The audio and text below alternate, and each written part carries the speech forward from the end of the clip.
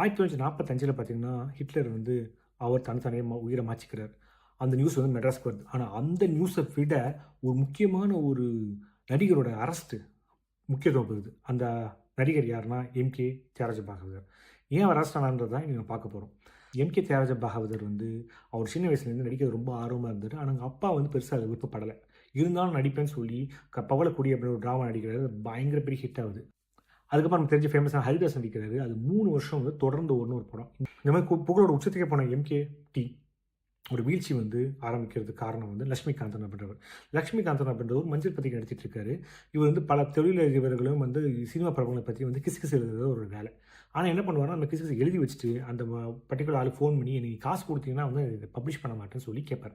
அப்படி வந்து அப்போ இருந்த நகைச்சுவை நடிகரான என்.எஸ்.கேவும், அதுக்கப்புறம் வந்து எம்.கே. தாஜ்பா அவருக்கு வந்து ஃபோன் பண்ணி "உங்கள பத்தி ஒரு கிசுகிசு எழுதியிருக்கேன். இது வெளிய வராம காசு தாங்கன்னு" சொல்லி கேட்டிருக்காப்புல. அப்புறம் என்.எஸ்.கேவும், எம்.கே.டியும் வந்து ரொம்ப கடுப்பாயி, "இப்படிலாம் என்ன பண்ற? நான் காச குடுக்க முடியாதுன்னு" சொன்ன உடனே அப்ப சொன்னா அந்த பர்ட்டிகுலர் ஆர்டிக்கிள் வந்து பப்ளிஷ் ஆயிடுச்சு. ஆனா அடுத்த நாள் என்ன பண்ணாங்க, லட்சுமிகாந்தர வந்து யாரோ வந்து 2, 3 பேர் வந்து ஒரு தெருமுனை வச்சு குத்தி கொன்னுட்டாங்க. இந்த கொலை வழக்கை நடத்தின போலீஸ வந்து என்ன பண்றாங்கன்னா, எம்.கே. தாஜ்பஹாவரி வந்து என்.எஸ்.கே தான் வந்து முக்கியமான ஒரு குற்றவாளிய வந்து அரெஸ்ட் பண்றாங்க. அரெஸ்ட் பண்ணி ஜெயில்ல போடுறாங்க. அன்னைக்கு தான் வந்து ஹிட்லர் தம் உயிர மாய்ச்ச நியூஸ் வந்து வெளிய வருது. ஆனா எம்.கே.டியோட அரெஸ்ட் வந்து முக்கியத்துவம் பெறுது. ஏன்னா, அவர் மிகப்பெரிய ஒரு ஆக்டரா இருந்தாரு அந்த காலகட்டத்தில.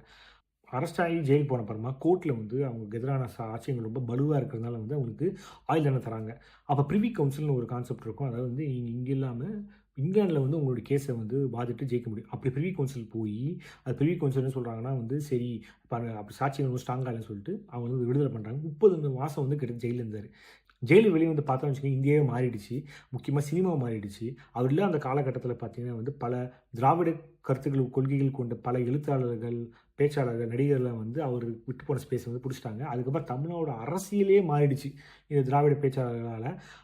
அதுக்கப்புறம் பார்த்தீங்கன்னா, எம்.கே.டிக்கே பட வாய்ப்புகள் கிடைக்கல. அந்த ஒரு அரெஸ்ட் மட்டும் நடக்காம இருந்தா, எம்.கே.டி ஒரு வேள வந்து தமிழ் சினிமாவோட மிகப்பெரிய சூப்பர் ஸ்டாரா கன்டின்யூ பண்ணியிருந்தா, திராவிட சித்தாந்தங்களோடு கொண்டிருக்க பல பேருக்கு வந்து தமிழ் சினிமாவுக்கு வாய்ப்பே கிடைக்காம கூட போயிருந்திருக்கலாம். தமிழக அரசியலே வேற மாரி இருந்திருக்கலாம்.